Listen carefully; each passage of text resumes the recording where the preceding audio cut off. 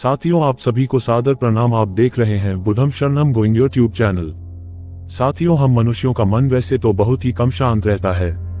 कभी कभी तो इसमें बिना वजह ही ना जाने कितने सवाल, अनेक विचार और कितनी योजनाएं चलती रहती हैं। ऐसा होना कभी कभी अच्छा, लेकिन कभी कभी चिंता का विषय बन जाता है। इसलिए अपने मन को साफ करना हम सभी के लिए आवश्यक होता है, जिससे हमें जीवन में कोई चिंता, हताशा और कोई गंभीर समस्या न हो। यहाँ पर हम आपको अपने मन को साफ रखने के कुछ उपाय बताने जा रहे हैं। साथियों, बहुत प्राचीन काल में एक ऋषि का परम शिष्य बहुत ही ध्यान करने का प्रयत्न कर रहा था, लेकिन उसका मन ध्यान में नहीं लग रहा था। उसका मन बहुत से विचारों से भरा हुआ था। उसने अपने मन को खाली करने की बहुत कोशिश की, पर उसकी सारी कोशिश नाकाम काम नहीं कर रही थी। अंत में जब वह सारी कोशिश कर चुका, तब वह उन ऋषि के पास गया और उसने ऋषि से कहा, हे महाराज, मेरा मन हमेशा विचारों से भरा रहता है। मेरा ध्यान एक जगह पर नहीं लग पा रहा। मैं एक चीज करता हूँ तो दूसरी चीज पर पहुंच जाता हूँ। ऐसे करते करते मेरे मन में हजारों विचार चलते चले जाते हैं, और यह कब और कैसे होता है मुझे पता ही नहीं चलता। कुछ समय बाद मुझे एहसास होता है कि मैं क्या करने बैठा था और क्या सोच रहा हूँ, मैं क्या कर रहा हूँ।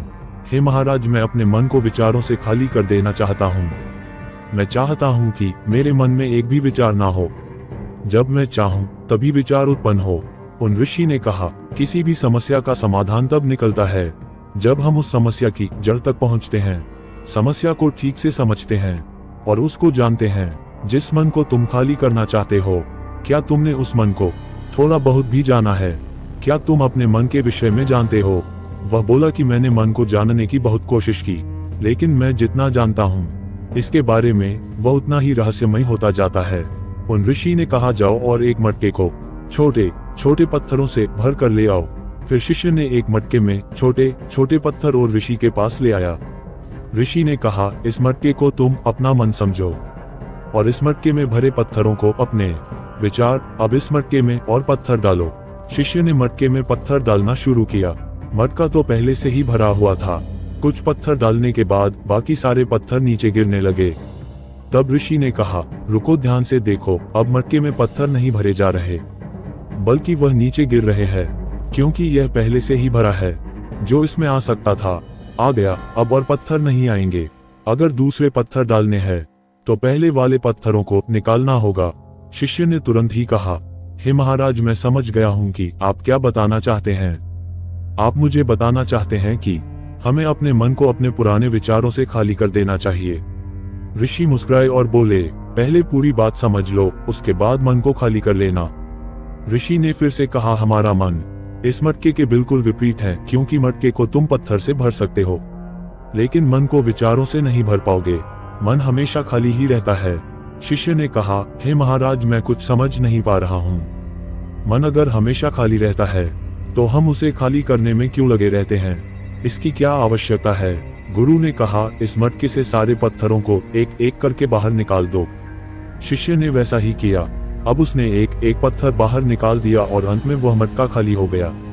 ऋषि ने कहा, देखा तुमने, एक एक पत्थर को बाहर निकाला तो यह मटका खाली हो गया। अब तुम इस मटके में कोई भी नया पत्थर डाल सकते हो, दूसरा पत्थर डाल सकते हो, या उन्हीं पत्थरों को दोबारा भी डाल सकते हो। आधा भर सकते हो या इसे फिर से पूरा भर सकते हो। शिष्य ने कहा, हे महाराज, मैं भी तो यही कह रहा हूँ कि मन को खाली करना है। ये तो पत्थर है, इन्हें आसानी से निकाला जा सकता है और मटके को खाली किया जा सकता है, लेकिन मैं अपने मन को कैसे खाली करूँ? ऋषि ने कहा, इस खाली मटके में अब एक पत्थर डालो और दो पत्थर निकालो। शिष्य ने कहा, ऐसा कैसे हो सकता? जब इस मटके में एक पत्थर होगा तो एक ही पत्थर निकलेगा, दो पत्थर कैसे निकल सकते हैं? ऋषि ने कहा, चलो तो ऐसा करो, इस मटके में दो पत्थर डालो और चार पत्थर निकालो। उसने कहा, हे महाराज, ऐसा कैसे हो सकता है? यह कोई चमत्कारी मटका तो है नहीं कि एक डालो तो दो निकालो, दो डालो तो चार। ऋषि ने कहा, यह मटका चमत्कारी नहीं है, लेकिन जो तुम्हारा मन रूपी मटका है, यानी जो तुम्हारा मन है, वह चमत्कारी है। उसमें से सिर्फ तुम एक विचार निकालोगे तो उसके पीछे दो विचार निकलते हैं। जब तुम उन दो विचारों को पकड़ते हो तो उसके पीछे चार विचार निकलते हैं, और जब तुम उन चार विचारों को पकड़ते हो तो उसके पीछे 16 विचार निकलते हैं, और ऐसे ही करते करते विचारों की एक लंबी श्रृंखला बनती चली जाती है। और तुम कहीं नहीं रुकते, एक के बाद एक विचारों को पकड़ते जाते हो।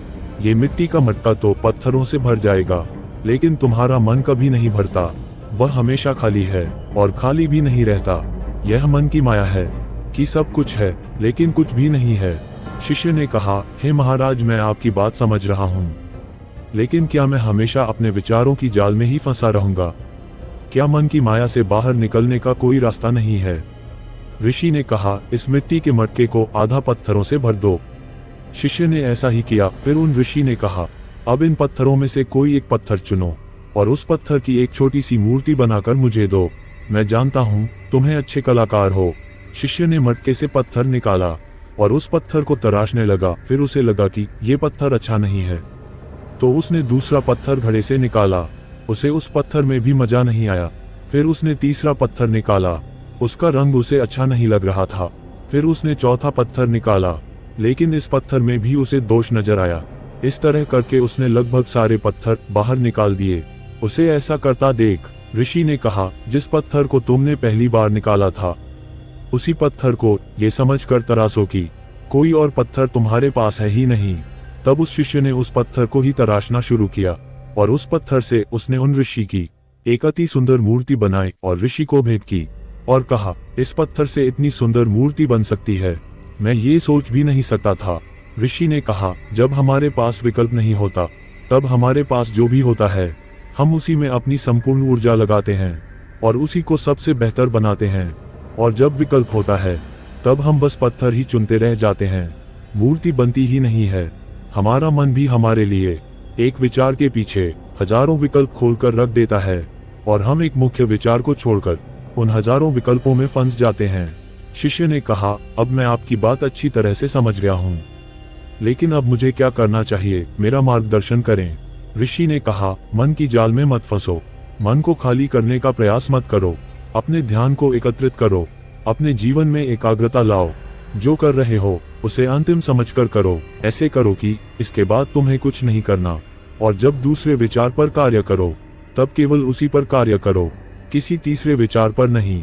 मन की माया जाल से निकलना इतना आसान नहीं, लेकिन अभ्यास करने से सब कुछ पाया जा सकता है।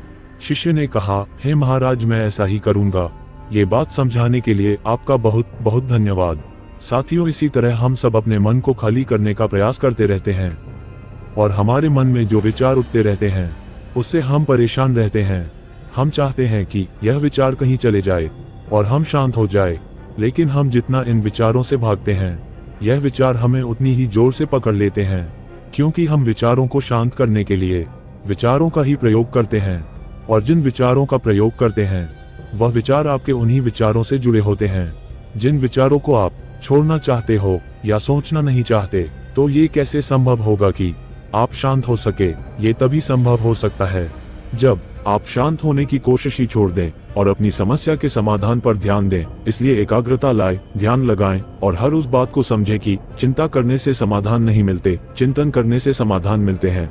वीडियो अच्छी लगी हो तो चैनल को सब्सक्राइब करें। फिर मिलते हैं अगली वीडियो में।